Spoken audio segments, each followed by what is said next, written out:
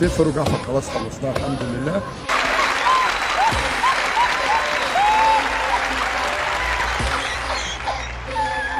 ازاي يا عم انت؟ بيكذب ده بيكذب يا رب. وهو كان جاله ارقام كبيره على فكره، لكن الارقام اللي اتفق بيها مع امير مرتضى وميدو، واللي واحد بعت لي رساله بيقول لي هو ميدو بقى رئيس النادي بيصرف وكل حاجه، انت مال اهلك؟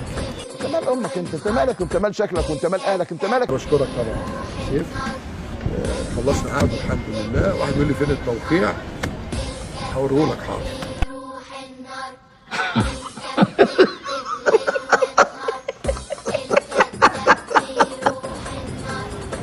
ومعايا طبعا وكيله استاذ حازم.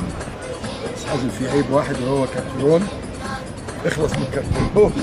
تمام.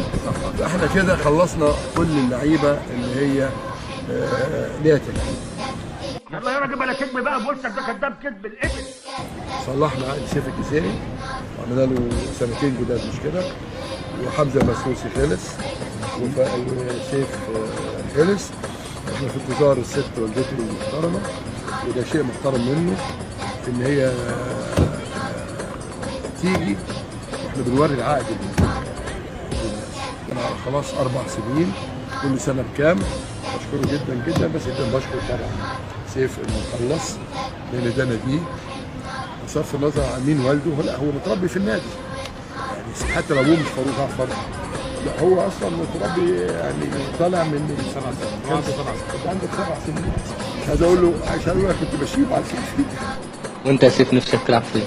عايز العب في الاهلي، وبابا بقى ما يتكلمش عشان كل مره بيقول لي حاجه انا بسمع كلامه، في المره دي بقى هو